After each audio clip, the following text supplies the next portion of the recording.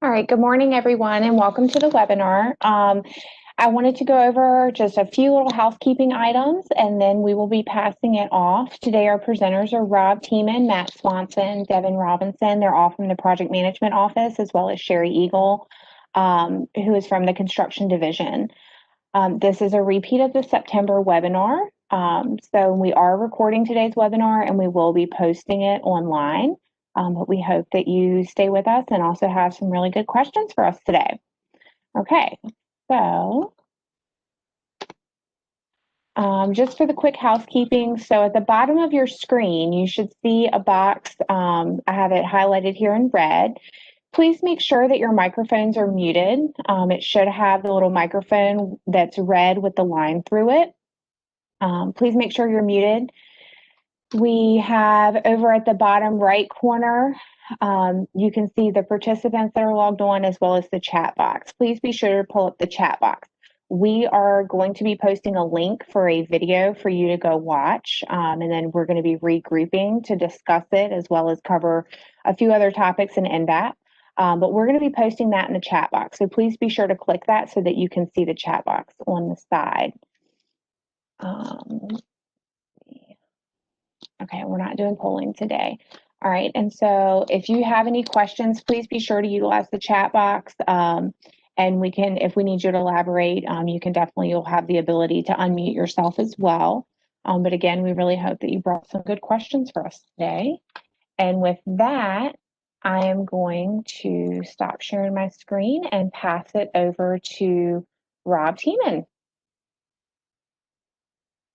Thank you, Michaela. I really appreciate the opportunity to be here today. My name is Rob Tieman. I'm Director of the Project Management Office at VDOT, and we are thrilled to have the opportunity to talk to this audience specifically of local project coordinators and localities and how you develop and deliver your projects. That's something that's very near and dear to our hearts, as I know it is to yours. And today we're going to start by talking about templates. Every project has a template, and every project has a schedule in our PWA, which is Project Web Application, our scheduling software tool that we use at VDOT. And that is very important in that it drives much of what we do, especially the funding, and that'll be addressed in just a minute. So we're going to start off by looking at a video that'll be posted in the chat. The link will be posted in the chat. And this is the video we put together regarding the templates and some changes we've done over the last year or so, which were implemented this past spring.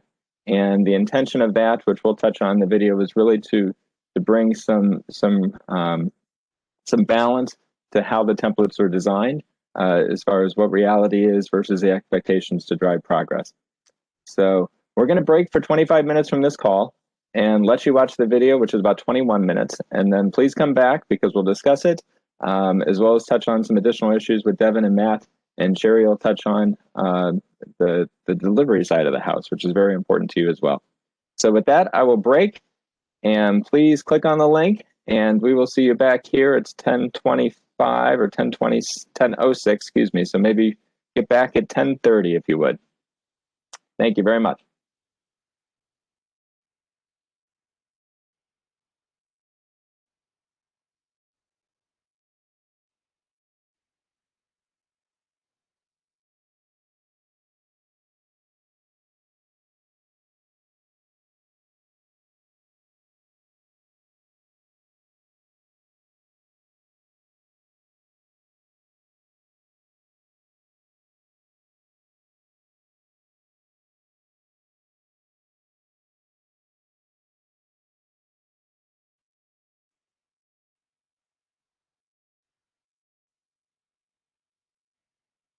.30 right now. I'm going to give everybody one more minute, and then we'll start back up.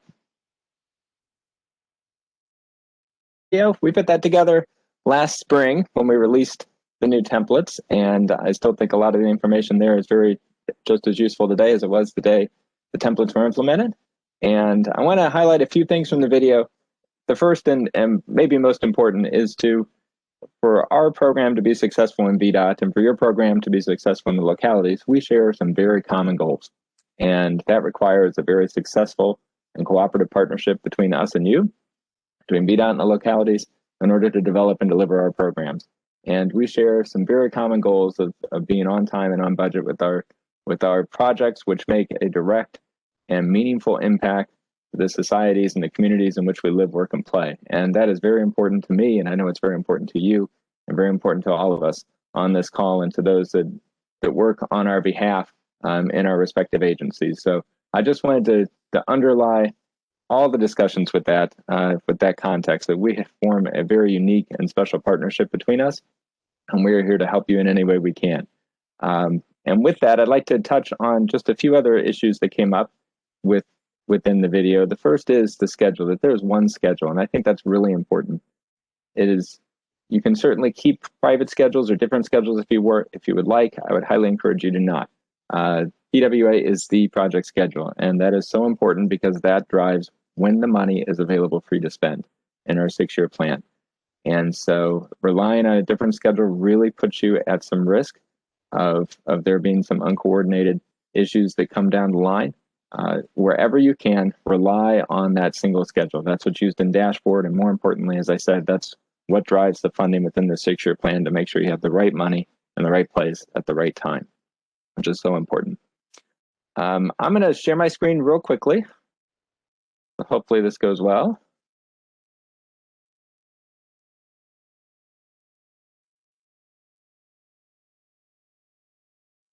Okay.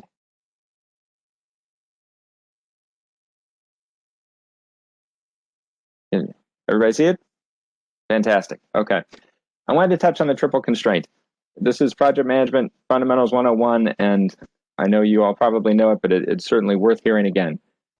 The idea of budget, scope, schedule, and those who know me know that's a common refrain for me: budget, scope, schedule, budget, scope, schedule, budget, scope, schedule. Those three are so uniquely intertwined, and that is so true in your projects as it is in ours.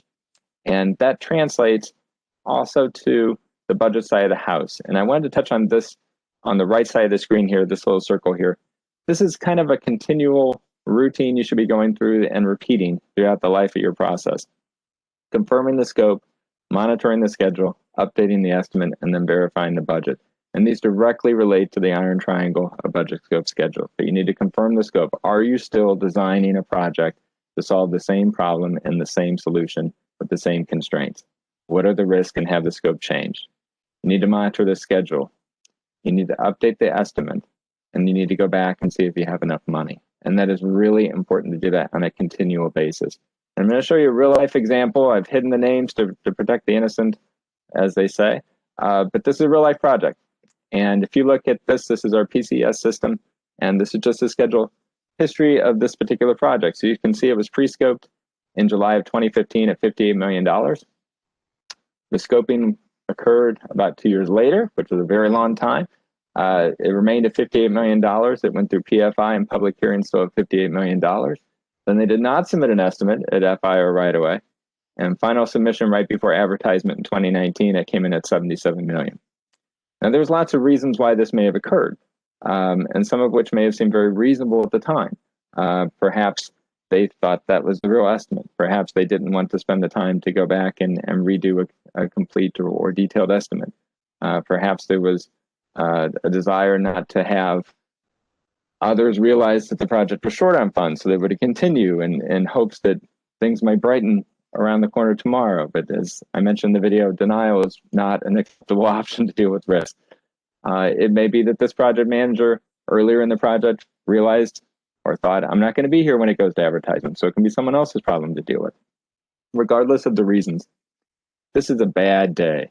The day before advertisement, when you submit that final submission estimate and it increases almost $20 million, that is a bad day for everybody and seriously jeopardizes the progress of this project. So this is one reason why it is so important that you do this circle on the right here, where you continually go through this process of confirming the scope, monitoring the schedule, updating the estimate at the proper times, and verifying the budget's there. If there's an issue, you want to know it sooner than later so that we can work together to find a solution.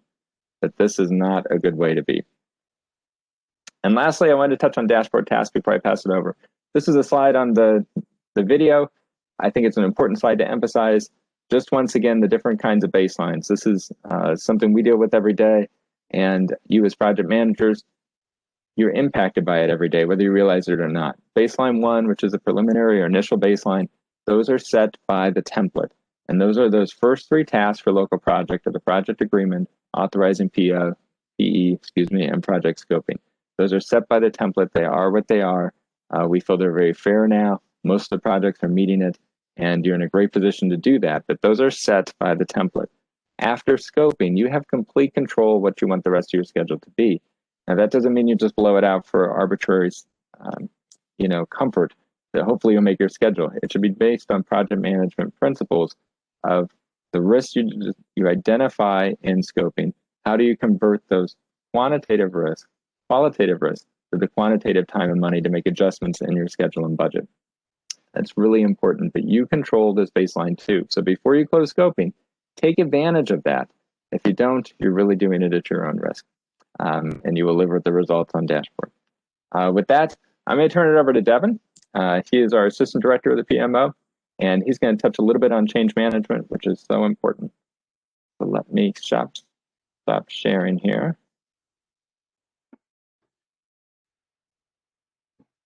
Thank you. Yep, thanks, Rob. Like Rob said, my name is Devin Robertson. I'm the assistant director of the project management office here at VDOT. And what I wanted to do is briefly discuss or emphasize 2 of the VDOT resources pertaining to schedule management or change management that Rob was talking about in the YouTube video. I just posted some links that might be helpful for you guys to the 2 documents that I want to talk about. The first is VDOT's procedural document PMO 22. This is the change management policy pertaining to scope, schedule, and budget. And like Rob mentioned, this document really does a few key things. It first formalizes the triple constraint concept that Rob talked about with the iron triangle, where it's a pretty fundamental project management philosophy where changing one of those components of the triple constraint is going to inherently impact the other 2. And when those changes do occur, it is imperative that the project manager or project coordinator assess the impact of what those changes are going to be. The next thing that PMO 22 covers is initial baseline shifts. The schedules that Rob was showing you with the initial baseline and the scoping baseline, when we're talking about the initial baseline, it's those first few tasks, the ones that are defined by the template that get automatically associated with your project. The document discusses criteria under which we would allow for that initial baseline to shift, and a lot of times these shifts are occurring before the project agreement is in place. And a lot of times it's set up so that we can match the project schedule, at least initially, with the funding plan that's in place. The next thing that the document covers is what we call our rebaselining criteria. This is a process that we have for adjusting schedules after scoping or tasks downstream of task 22. Oftentimes things come up which will change our ability to deliver the project according to the plan that we had in place at scoping. And we felt like it was necessary to define some acceptable criteria to allow that project to continue on the trajectory that it was on. Mainly this is around a few different things. And when we talk about rebaselining a project, we talk about rebaselining its estimate or rebaselining its schedule. And there are some criteria that we will allow those things to change. The main thing is when the CTB or a funding entity removes funds from a project.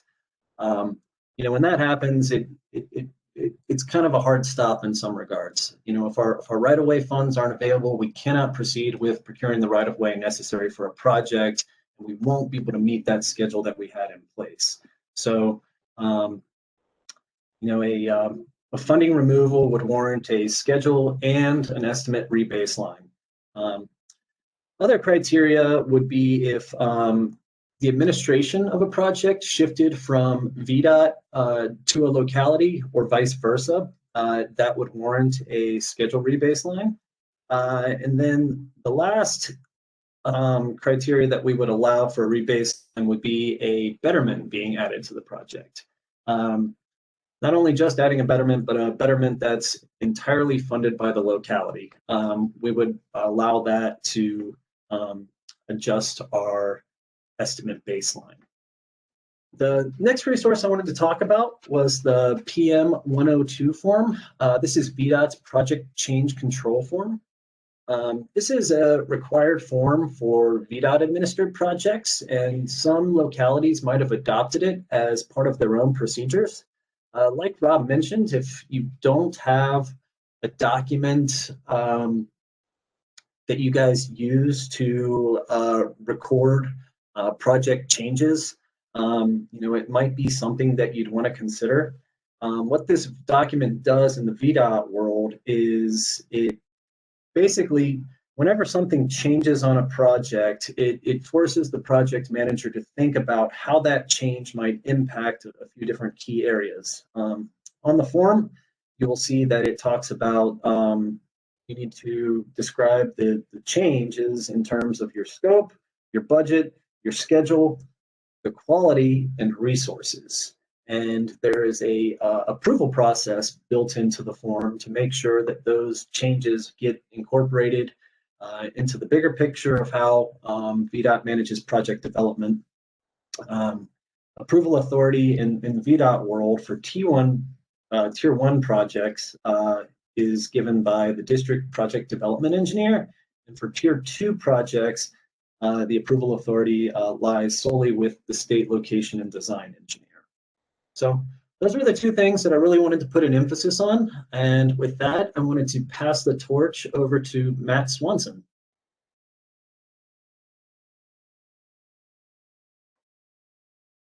Good morning. Matt Swanson with the Project Management Office. A couple of things that I wanted to talk with y'all about, and I'm going to be talking a little bit about budget, technical scope, and your schedule again. But the aspect that we're talking about it is, and I'm going to go ahead and share my screen with you.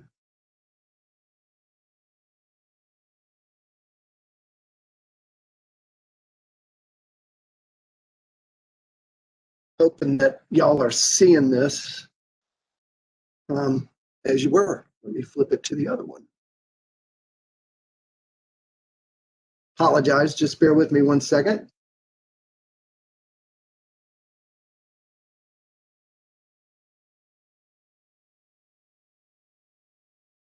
There we go.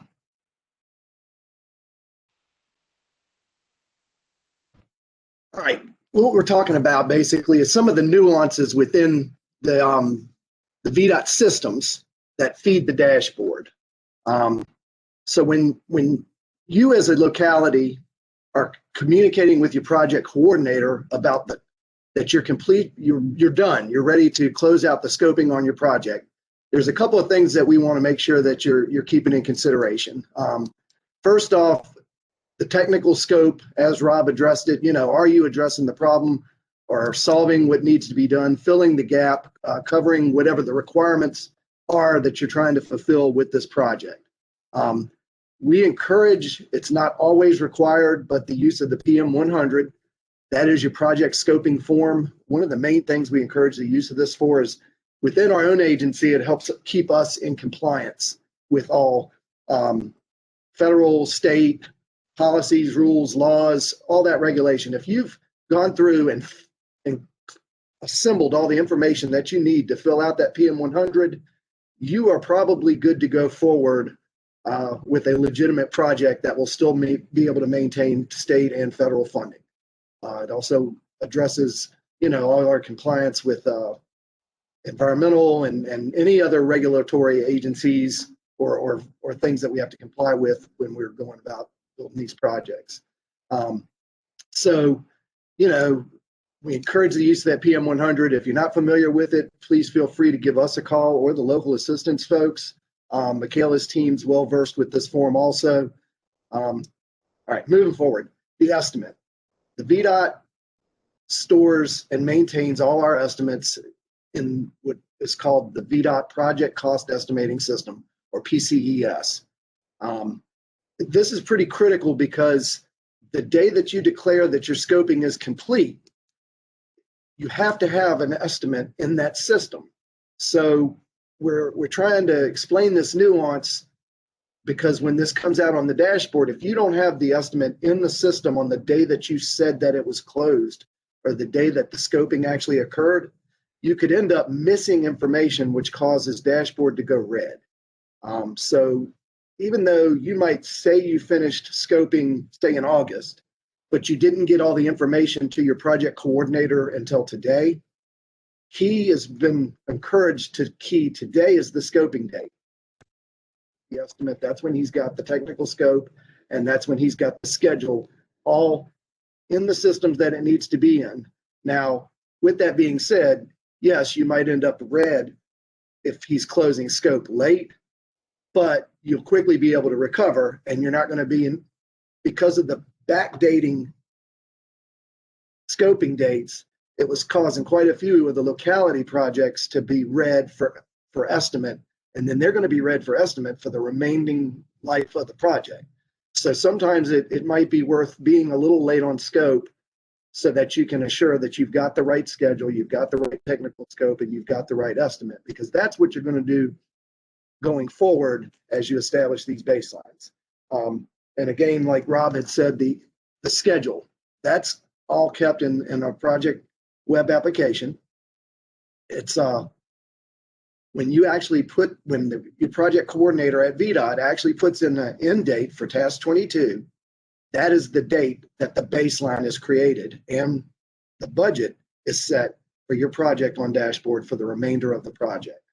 And just to add in with what Rob had spoke a little bit about earlier, yes, you want to put in a reasonable schedule.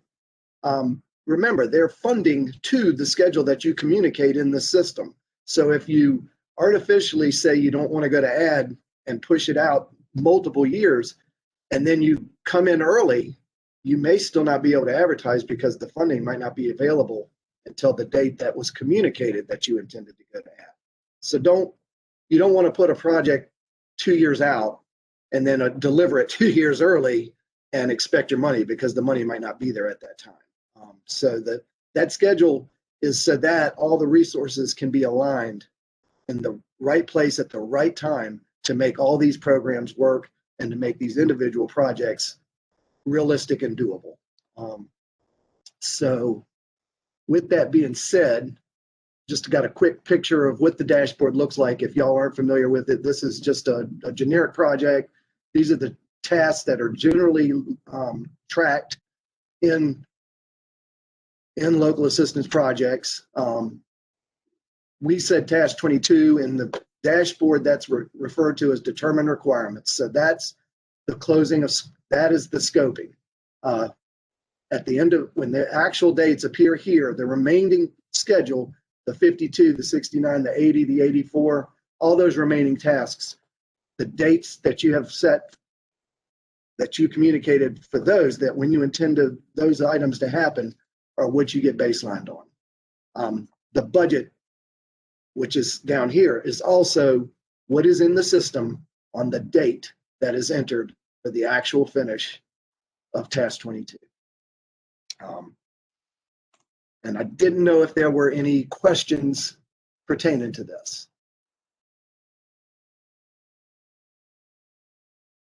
Just stay in good communication with your project coordinators at the districts. They're starting to get a good understanding of some of these little nuances. We've worked real hard with the districts to try to help correct some of those in the past.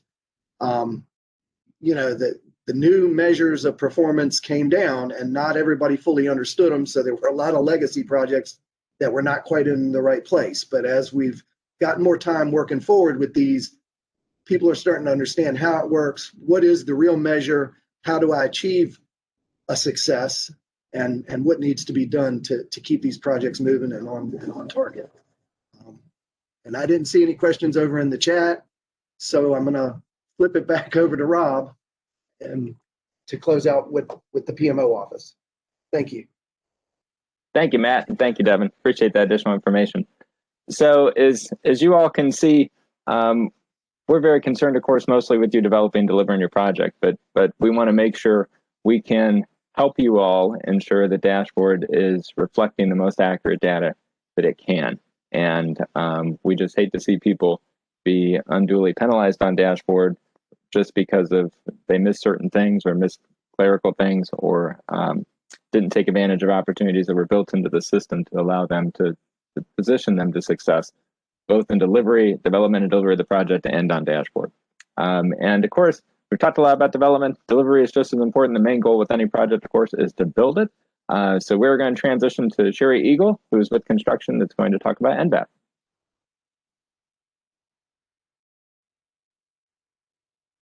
Thank you, Rob. Let me get my share screen up.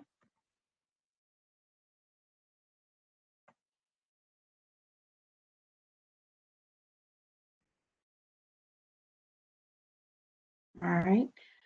Today, we're just going to kind of talk about Nvap, which is non-VDOT administered projects. It's an application in the Smart Portal.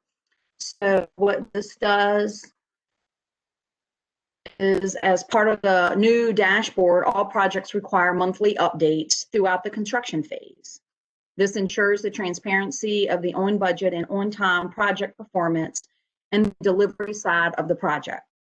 So for locally administered projects, the local governments are required to provide general construction contract and progress information through the Smart Portal, Nvap.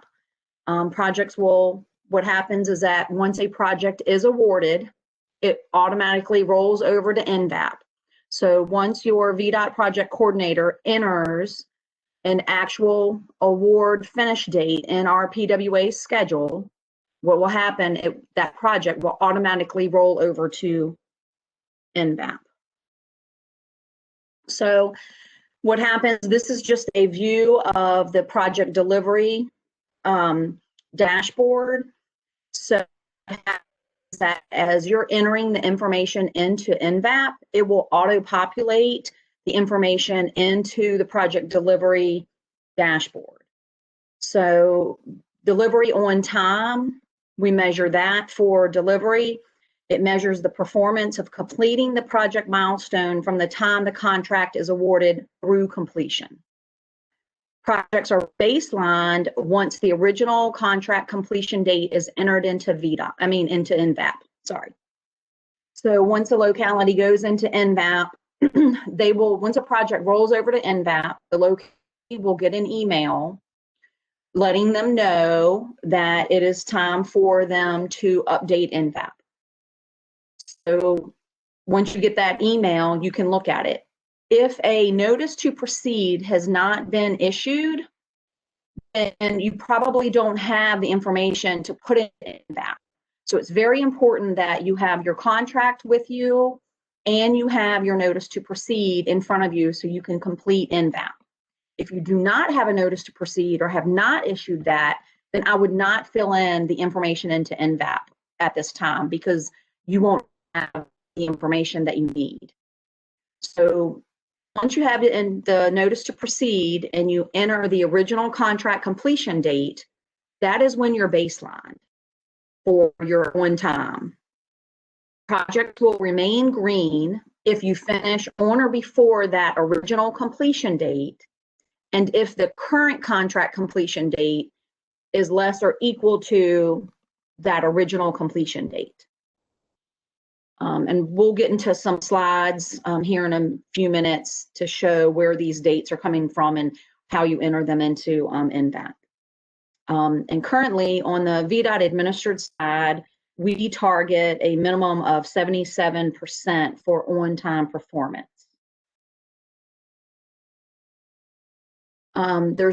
We also track on budget for the delivery side. So what happens is that as you're entering your contract information into Nvap, this will ask you for the contract award amount. So what the delivery on budget does is it compares the original contract award amount to the current contract amount and the cost of work to date field. And once you enter that award amount, projects will remain green if the contract or the cost of work to date are less or equal to the contract award amount. And currently, VDOT, we track a minimum or target a minimum of 85%. For active projects, the project will remain green if the current contract amount or the cost of work to date does not exceed the award amount by 3%. For a completed project, the project is green if the unaudited cost of work to date is within 10%. So that's important to remember.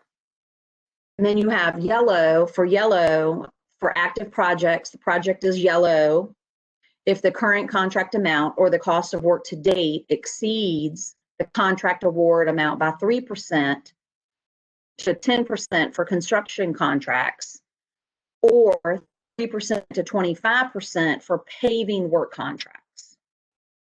This will revert back to green status once the project is completed and the contract has been accepted, based on the unaudited final cost at the time, as long as the cost of work to date does not exceed the 10% for construction and 25% of the paving contract.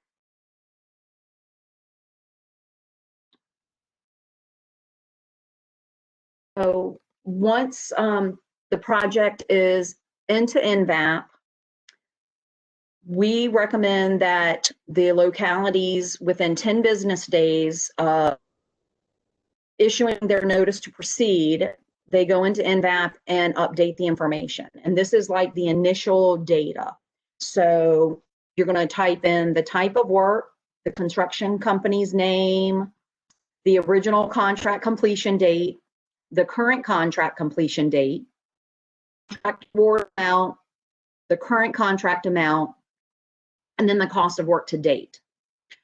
Since this is the first time you're entering the data, the original completion and the current completion date will most likely be the exact same date, because you shouldn't have any change orders, or anything. So you would have those two dates would be the same. The contract award amount and the current contract amount would also be the exact same amount. And those should be the amount that's listed on your award documentation on your contract of what that project was awarded as. And then the cost of work to date most likely will be 0 because work had not begun yet. So that's within the first 10 business days after you issue the notice to proceed. And this is the initial data that you're putting into Nvap. This data will roll over to the dashboard, and that's where the measures you will be measured by. So on a monthly basis, localities must update the following information in Nvap. Localities will enter the current contract completion date, the current contract amount, the cost of work to date, and then add any comments. So you can no longer adjust the original contract completion date, and you cannot adjust the contract award amount.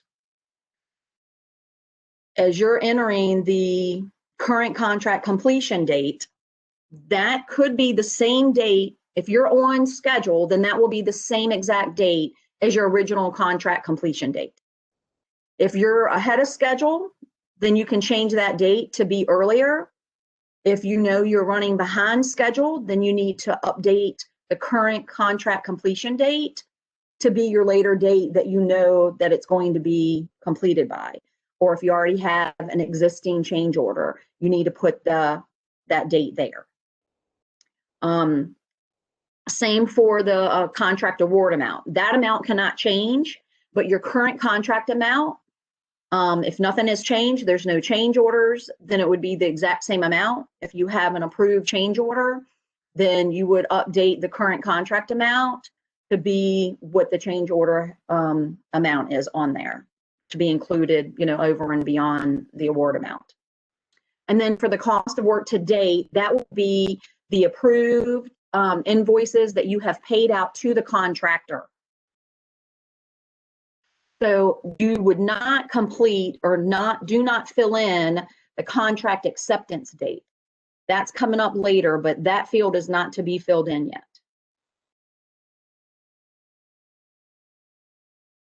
So at project completion, localities must update the following information. So that's when you would enter that contract acceptance date. That date is entered. The cost of work to date cannot be updated, and the project will be marked completed. So it's very important that when the contract acceptance date, that will be your date on the final C5. So when the project's completed, a walkthrough, over all the punch list items have been done, and VDOT and the locality agree that the project's completed, then you sign off on that C5. That date on the C5 will be your contract acceptance date. And then what happens is that you should fill that date in, and then when you update the cost of work to date field, you should be putting in your knowledge of what that project will cost. So it could be all the approved invoices that you have on hand, plus possibly any outstanding that you know is coming in. That way, when you enter that acceptance date, what happens is project is marked completed and it will come off the localities list. So you will not be able to update that cost of work to date field once you enter that acceptance date. If you're not sure of the total cost of work to date, only want to put in the current invoices, that is fine, but you will need to coordinate back with your project manager, and we can update, VDOT can actually update that cost of work to date field for you after you enter that acceptance date. The most common errors that we see is that a final completion date is listed on the contract, is not listed on the contract or the notice to proceed. We see several localities entering a substantial completion date. So it's very important that you have a final completion date listed in your contract. It's also very important that you have a final completion date listed on a purchase order or a task order. However you're accomplishing that project, you need to make sure that there's a final completion date. Are you giving that contractor, a lot of localities use calendar day, so are you giving that contractor 210 days to complete that work based on the notice to, based on the notice to proceed date? Are you only giving them 20 days to have that work completed? It's very important that you put a final completion date. So keep that in mind. The other common errors that we see is at the contract acceptance date. This is the ending C5 date. So punch list items, walkthrough, everything has been done. We have found a lot of localities are putting in the date that the contract is signed with the contractor. So that is not the right date. So this date should not be entered until the project is completed. There is a Nvap locality job aid available. It breaks it down. It shows you the screenshot from Nvap, and then it tells you what needs to be done after the notice to proceed is issued, what fields are required on a monthly basis, and then what you should be doing at project completion. And there's also a Nvap user guide link at the bottom. Then on the right-hand side, you see the screenshot from Nvap, and then we talk about the field name and the definitions. Then there's also some links. We talk about the Nvap guide. There's a job aid link there, and then the delivery dashboard. We included that as well if you wanted to see what that actually looks like. And then I was going to open it up for questions.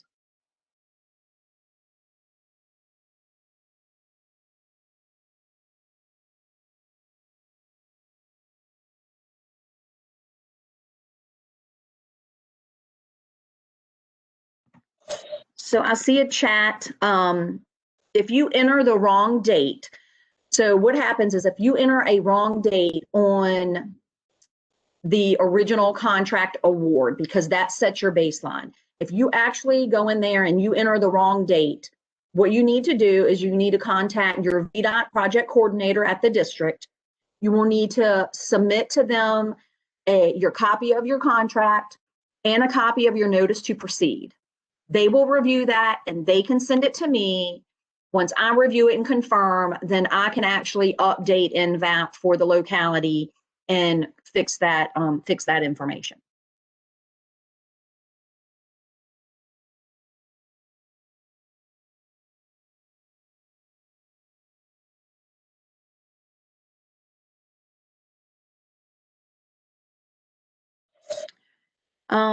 Yes, I have some available links on our, I think on the local assistance website, there are some links out there. I can also send this presentation. I can get a list of the people who attended today from Michaela, and I can send this presentation to anyone who would like to have it.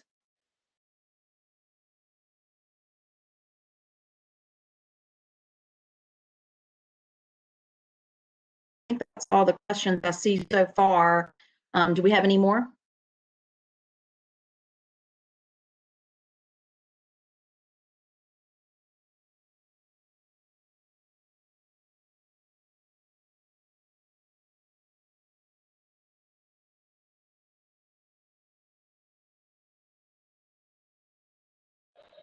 All right, I guess I can send it back to Michaela. Yeah, thank you guys so much. So are there any other questions? If it's not related to Nvap, are there any other questions related to PWA project scheduling or anything that we started the webinar with? I don't see anything coming through. So we did record today's webinar. We will be posting it on our website. Once it is posted, I'll send an email out to everyone who is registered to attend the webinar today. I will also be posting the link to the YouTube video. I know we had a few people that had joined us late, but you'll be able to find the link for the YouTube video as well. And I can also send out that information that Sherry had talked about too. If there are no other questions, we can wrap up today. I do want to thank our presenters, Sherry, Rob Tieman, Matt Swanson, and Devin Robertson. And with that, I hope everyone has a wonderful day.